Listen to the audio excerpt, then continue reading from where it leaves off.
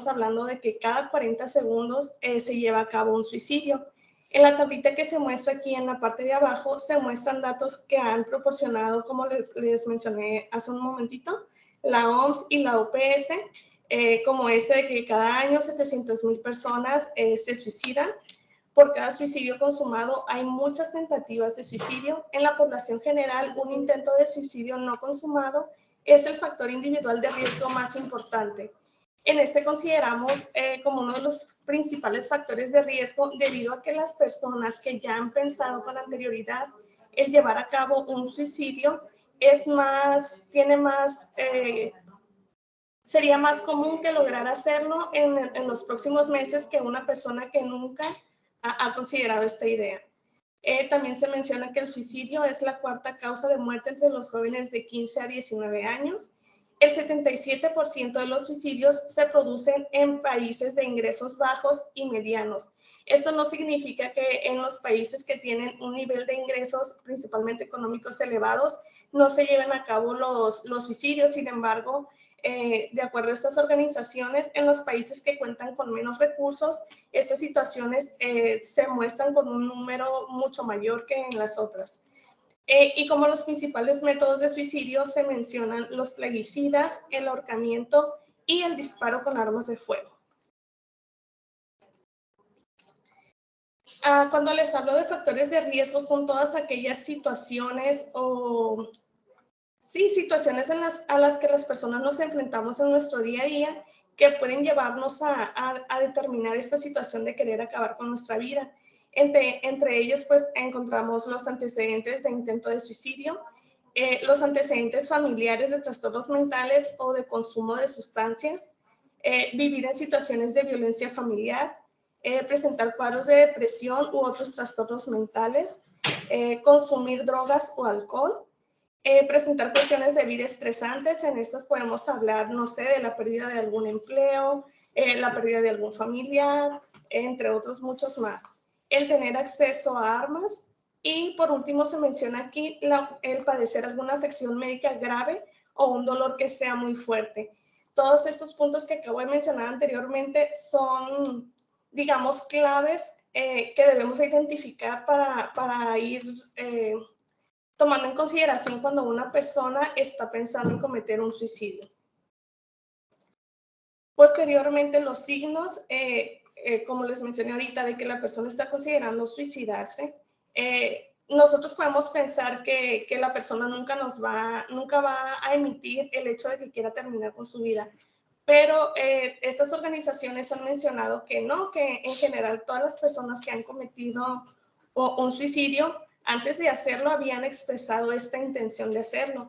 Entonces, como signo o una señal muy importante que se debe considerar es que esta persona hable acerca, por ejemplo, de ser una carga para los demás, de sentirse vacío o desesperado, de no tener motivos para vivir, de sentir un fuerte dolor físico o emocional, como lo he mencionado anteriormente. Este puede darse en casos, por ejemplo, de pacientes que sufren alguna enfermedad crónica o degenerativa, que generalmente pues no tienen como esa esperanza de seguir viviendo. El hablar o pensar en la muerte con mucha frecuencia y el alejarse de familiares y amigos que podríamos pensar que son la principal red de apoyo. Entonces, estos puntos que acabo de mencionar son todos los que debemos de tomar en consideración para identificar a una persona que está en riesgo. Aquí el Instituto Nacional de Salud Mental nos menciona las principales medidas que podemos realizar para ayudar a una persona que identificamos que está en riesgo. En la primera, pues, nos aparece el hecho de preguntar, que generalmente nosotros podríamos decir, pues si le pregunto le estoy dando la idea o le estoy motivando a que lo haga. Pero no es así. Generalmente las personas que se encuentran en una situación vulnerable, el hecho de que alguien se acerque y le pregunte si está considerando esto, si hay alguna situación que lo lleve a pensar que no quiere seguir viviendo, si lo ha pensado con anterioridad, va a servir como esa forma de escape que va a tener la persona a sacar esa idea que tiene y que esta persona que le está preguntando pueda ser de ayuda. En la segunda medida está el mantenerlo a salvo. Como mencioné en las primeras diapositivas, se habla de tener, por ejemplo, acceso a los plaguicidas, a las armas, Entonces, el mantener a salvo va guiado a eso, a reducir el estar en contacto o tener a nuestro alcance todas estas herramientas, objetos que puedan potenciar el que el paciente realice esta acción. En la tercera medida mencionan el estar presente, escuchar atentamente y reconocer lo que la persona sienta. Aquí no se trata de que si una de las personas me dice, ¿sabes qué? Estoy atravesando esta situación, yo siento que no vale la pena, yo no valgo nada. Entonces, si yo hago comentarios del tipo, estás exagerando, eso no es tan importante, no es para tanto, simplemente voy a hacer que esa sensación en el paciente se incremente. Por eso se menciona aquí el estar presente, el ser empáticos, el ponernos un poquito en el lugar del paciente y entender el sentir que tiene esta persona. En el número 4 nos mencionan el ayudar a establecer una conexión. Aquí pues este instituto nos pone el número de la Red Nacional de Prevención del Suicidio y en general pues el 911, que creo que es el número que todos podemos tener acceso en situaciones de emergencia. En estos casos también es importante, por ejemplo, si hacemos como un plan de apoyo para esta persona, que siempre tengamos, por ejemplo, el contacto de alguien cercano a quien sepamos que podamos recurrir.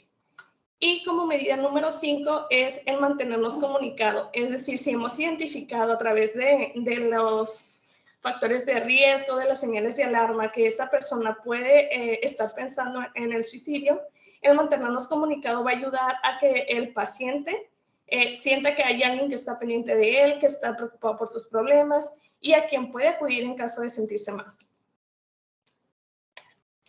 Ahora, a través de la pandemia por COVID-19, estas mismas instituciones han mencionado un incremento de alrededor del 20% en la tasa de suicidios por el aumento de esas características que pongo aquí, que son el aumento de angustia, ansiedad, depresión, violencia, consumo y abuso de sustancias y sensaciones de pérdida.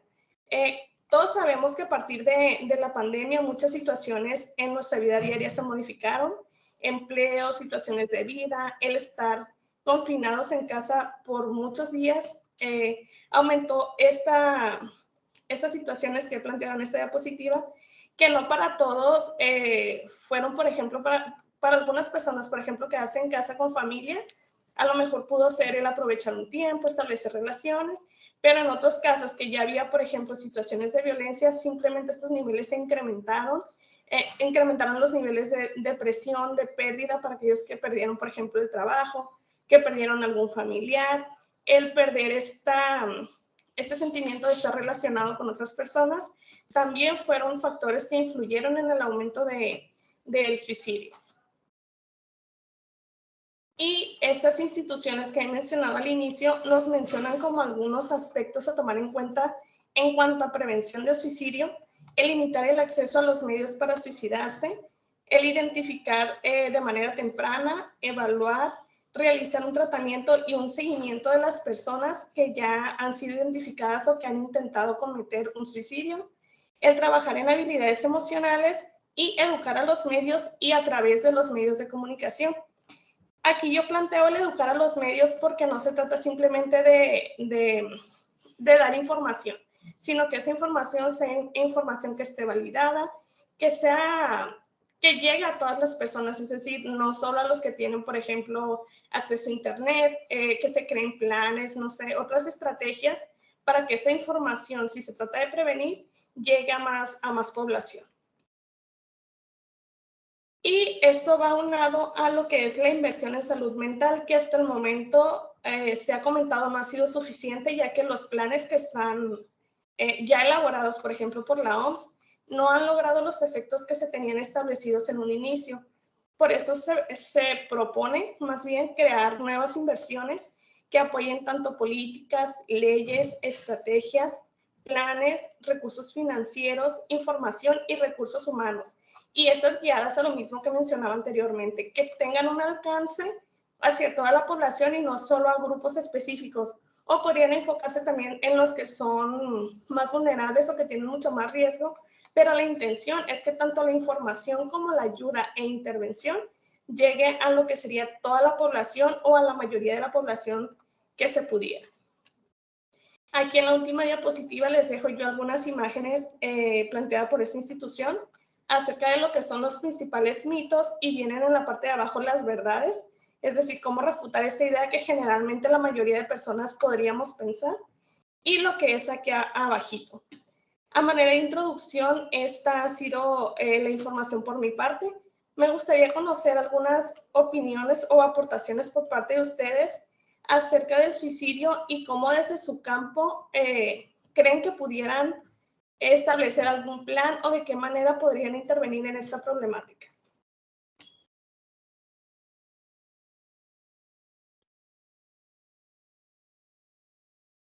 Hola, buenas tardes. Hola, hola. ¿Se me escucha? Sí, perfectamente. Bueno, a mí me gustaría como opinar que, bueno, desde, por ejemplo, yo soy psicólogo clínico. Bueno, primero, pues a lo mejor hacer una prueba, no sé, de ansiedad, no, digo, de ansiedad, depresión, a ver si están igual relacionadas, investigar como es la parte social, familiar que puede llegar a tener este paciente. Eh, los aspectos, bueno, ¿cómo se llaman? Como iniciales justamente, para saber edad, género, etcétera. Después, no sé si sale, por ejemplo, a lo mejor una parte de depresión alta o de que realmente tiene como esas ideas, a lo mejor sería incluso referir como a la parte psiquiátrica.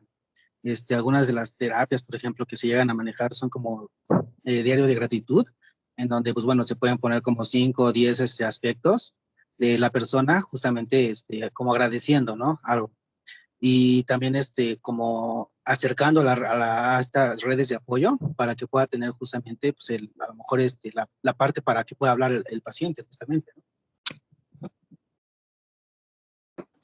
Así es, de hecho me parece muy interesante tu aportación, debido a que cuando en una intervención clínica tomamos en consideración un paciente, por ejemplo, que ha tenido ya esta con anterioridad, eh, sí es muy importante lo que mencionas de generar el análisis funcional de un inicio, conocer qué hay detrás, qué situaciones precipitan que se realice esta situación, ¿no?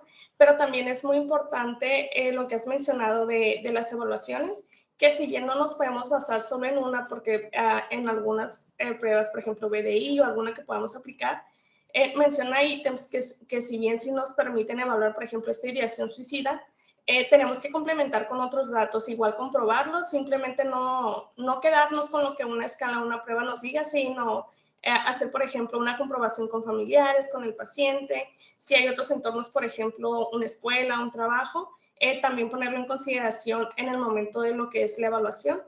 Y lo que mencionabas de establecer, por ejemplo, estos acuerdos o estas estrategias, pues forma parte de también de elaborar este plan, no tanto en esos casos como un contrato conductual, sino simplemente un plan en donde el paciente, para empezar, no se sienta como invalidado, que sepa que está siendo apoyado y que no se sienta como que está obligado a hacer ciertas cosas, sino que sea en sí un plan en el que él sepa que hay ciertas actividades o estrategias que puede implementar para sobrellevar esta carga que en este momento está pasando. Igual lo que mencionaba hace un momento de tener esa red de apoyo, de tener esos contactos como de seguridad, podríamos decirlo así, con quienes poder acudir si se presenta esta situación. Igual cuando ya estás en el momento de la intervención, es importante siempre documentar la información que se está obteniendo del paciente. Con esto, pues, quede registro. No quiero decir que en el momento que estás con el paciente, elaborar ahí, estar escribiendo frente al paciente, pero sí que quede documentado todo desde tus objetivos, qué es lo que estás trabajando, qué resultados has tenido. Entonces, sí va mucho de la mano el trabajo de la psicología clínica en cuanto a la intervención con este tipo de situaciones. ¿Alguien más que quiera hacer alguna aportación? Sí, Mayra, adelante.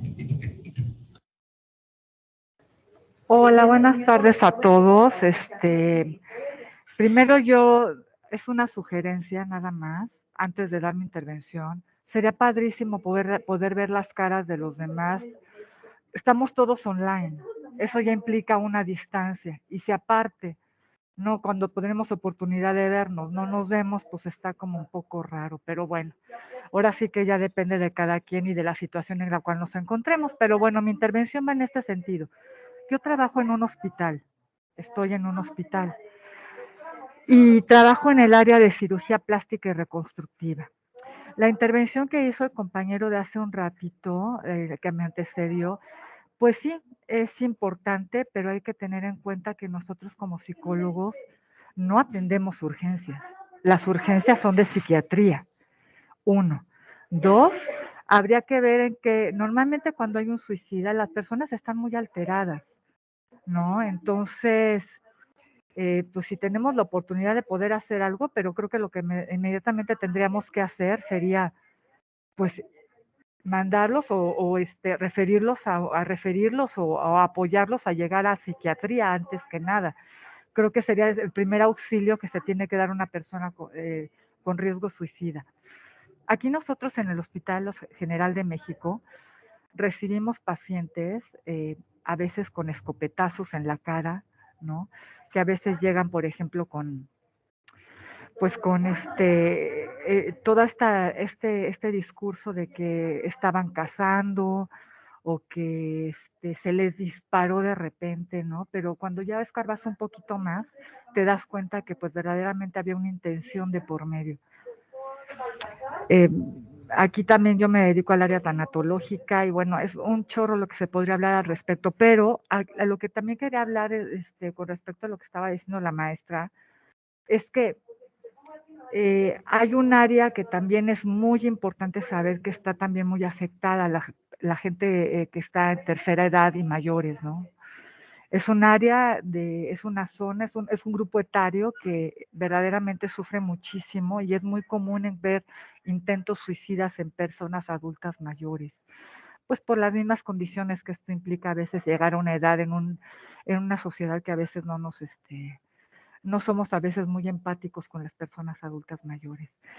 Y otro dato que creo que es importante, que en áreas profesionales se llevan por mucho la delantera en salud mental, psiquiatría, con también intentos suicidas entre profesionales de la salud mental. Entonces, pues sí, es todo un problema, ¿no? Pero bueno, eso era mi intervención. Gracias. Gracias a ti, Mayra, gusto en saludarte.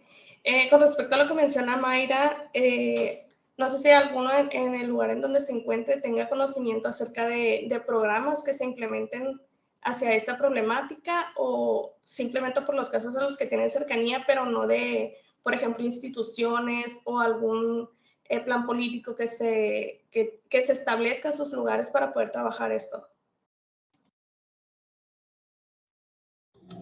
María Fernanda, adelante. Pues no, frente a la pregunta que haces, no tengo como lastimosamente que como información para recomendar. También me interesaría mucho saber porque siento que son poblaciones que pues donde no hay tanta información y las que no se habla mucho, ¿no? Como la adultez mayor y nosotros los profesionales en ciencias de la salud y en psicología. Yo más bien quería hacer mi intervención frente al tema. Yo trabajo en un colegio con los más grandes, adolescentes entre 16 y 18 años, y hago consulta externa luego después de mi horario laboral en el colegio.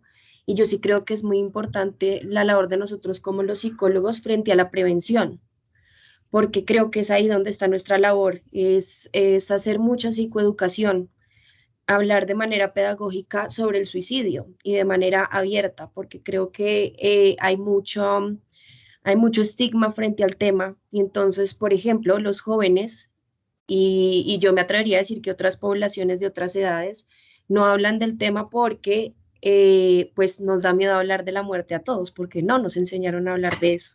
Entonces creo que es importante que frente a la prevención se empiece a hablar abiertamente sobre el tema de la muerte y sobre el sentido de vida, porque creo que es ahí donde va a ser un poco más fácil que las personas empiecen como a levantar la mano.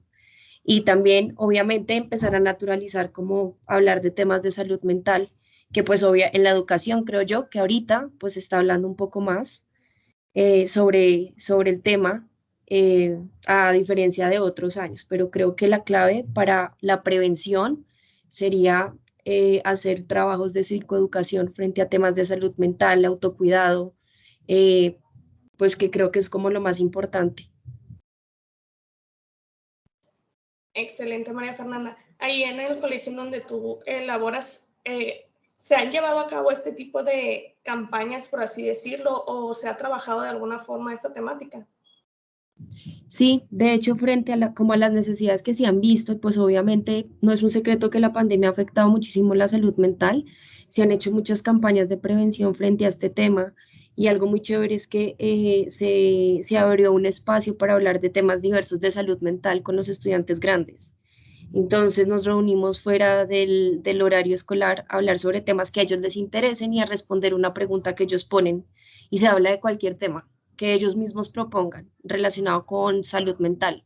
Entonces creo que esa es una gran oportunidad y yo creo que a veces los psicólogos que ejercemos en la clínica como que nos enfocamos mucho como en el trabajo individual, pero creo que el trabajo colectivo también es muy importante. Excelente, María Fernanda, muchas gracias. No sé si alguien más quiere hacer alguna aportación, si tengan alguna información que al respecto que no hayamos compartido y que quisieran que fuéramos conocedores.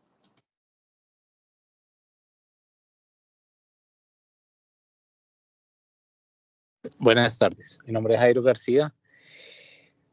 Estaba pensando en algo y es la gente que está alrededor de alguien que se suicida, y es la importancia de los primeros auxilios psicológicos, que si bien como psicólogos debemos permitir o llevar ciertos protocolos con el paciente que tiene ideación suicida, o es un tema que va a tratar el psiquiatra más adelante, sí tenemos una responsabilidad en el día a día con personas que han presenciado o comunidades que han estado allí en el momento en que se suicida a alguien.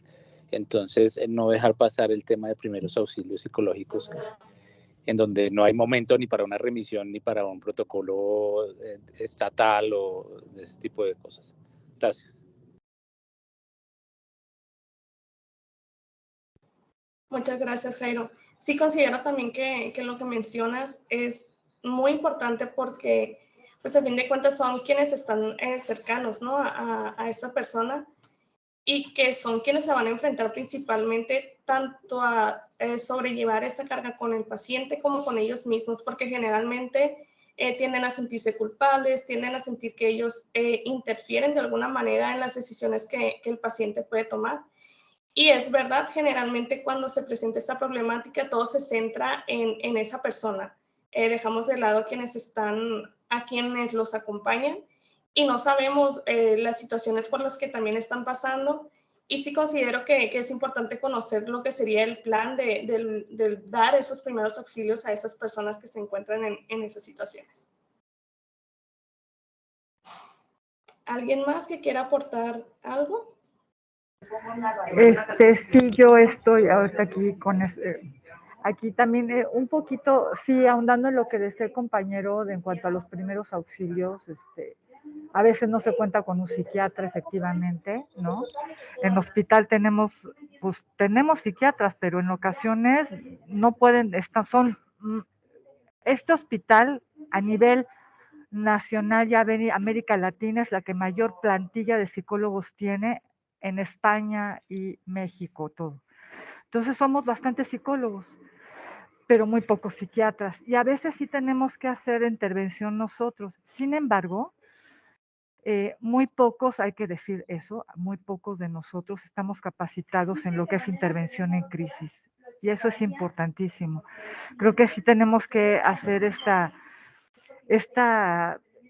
preparación, porque a veces no sabemos cuándo nos va a poder tocar hasta en la privada, ¿no? En la consulta privada, o sea, esto es una realidad. Y así como dato, no recuerdo ahorita dónde leí, pero más del 60% de las personas que acuden a médico general con depresión, muchas de ellas concretan actos suicidas. Entonces, eso es importante porque, o sea, yo sí, la verdad, sí me pego mucho a lo que es el médico general porque a veces como que hace falta apoyo en esa área, pero sí, aquí en este hospital hemos recibido a partir de la pandemia mucha gente con intentos suicidas, sí, totalmente. Eso era todo, gracias. Gracias a ti, Mayra. Con respecto a esto que nos comentas, una vez que acuden aquí con ustedes, me dices que tú tienes cierta cercanía, ¿los remiten ahí mismo con ustedes o alguna otra institución? ¿O ahí mismos hacen intervención? Aquí en el Hospital General tenemos el área de salud mental que comprende psiquiatría y psicología. Y sí, pero como son solamente 6 psiquiatras para un hospital que es de especialidades y somos 20 y tantos psicólogos, entonces aquí lo que se hace es que cuando el psiquiatra no tiene ya capacidad para atender, se remite al Fray Bernardino Álvarez o alguno de otros psiquiátricos para poder atenderlo, porque de plano pues, sobrepasa la demanda, la verdad.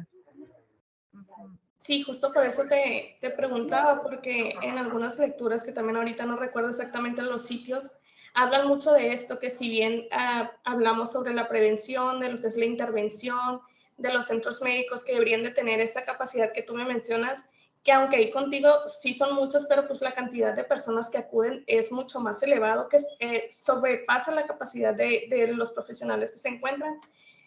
Por eso es que remonté ahorita lo que decían acerca de las inversiones que deberían de hacerse justo a esto, porque, por ejemplo, ahí como mencionas tú, contigo hay cierta cantidad que aún siendo grande es insuficiente, pero podemos hablar de muchos, muchos lugares donde no se cuentan, por ejemplo, con estas áreas, no hay los profesionales que debería de haber para encargarse de dichas situaciones. Entonces aquí podrían entrar algunos otros profesionales que pudieran intervenir de alguna manera. Sin embargo, el problema, creo, desde mi punto de vista, aquí estoy hablando desde mi punto de vista personal, que se abordaría el problema como desde afuera, no se trabajaría en sí lo que es la problemática, simplemente ¿cómo decirlo? Se trabajaría para que el problema se radicara en el momento y no quedaría ahí el paciente. Entonces sí creo que faltaría mucho en inversión para empezar en estos planes de apoyo, contar con los profesionales adecuados y en el caso de que el sitio no contara con la disponibilidad, tener también, por ejemplo, no sé, una especie de catálogo, por así decirlo, un directorio, algo en donde pudiera remitirse y que nosotros como profesionales supiéramos a dónde poder derivar a esos pacientes, porque no todos, considero que no todos tenemos el acceso como que a tanta información, ni conocemos de tantos sitios a donde podamos dirigirlos. Entonces, sí, con esto que me mencionas, Mayra, creo que sí sería un factor importante el que al menos esta información también se haga llegar principalmente a los profesionales encargados de trabajar con esta problemática. ¿Alguien más que quiera aportar algo?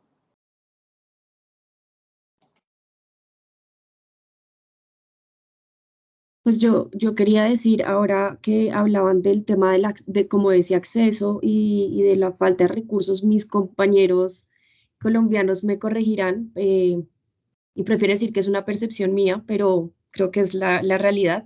Aquí en Colombia también el acceso a servicios de salud mental es precario. ¿En qué sentido? En que, por ejemplo, para que uno pueda acceder a una cita de psicología o de psiquiatría, uno tiene que esperar un montón. Entonces eso se convierte también en un factor de riesgo enorme porque cuántas personas no quieren acceder a servicio, a tener acompañamiento terapéutico y no lo tienen en el tiempo pertinente. Entonces creo que eso también es un factor de riesgo, hablando de temas de suicidio, ¿no? Porque hay problemáticas de salud mental que no son tratadas y evidentemente el acceso a acompañamiento terapéutico como particular es muy costoso. Entonces, como que esa falta de recursos también y acceso al tema de terapeutas por EPS o por salud complementaria y eso, pues no es tan fácil. Entonces, sí creo que eso aquí en Colombia también pues es muy visible, creo yo. Sí, me parece muy acertado tu comentario.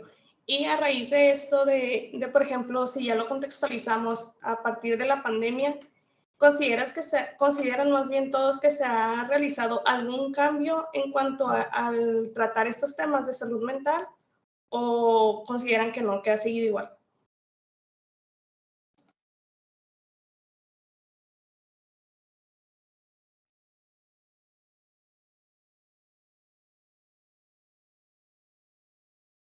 Pues yo creo que sí ha cambiado.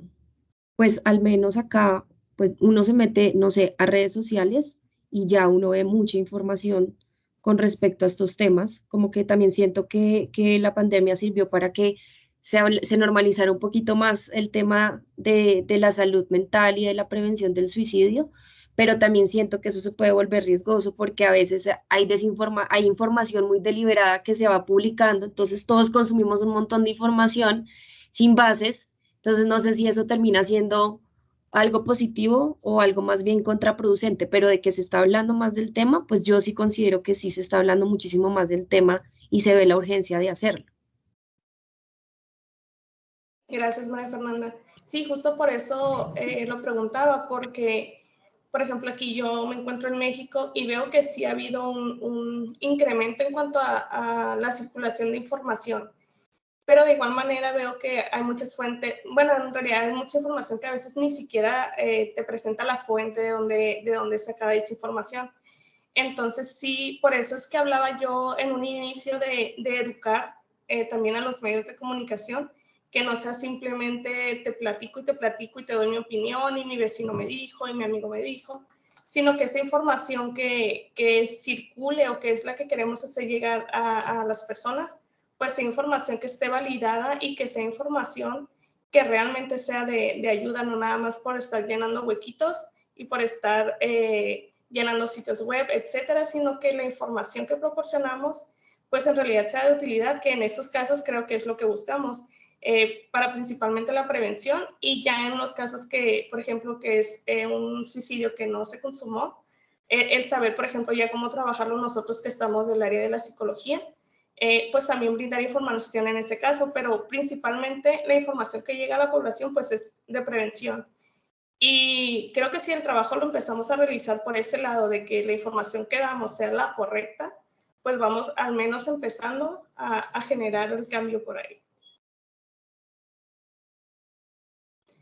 Bueno, pues no sé si alguien más quiere aportar algo más o podemos dar por terminado ya esta sesión.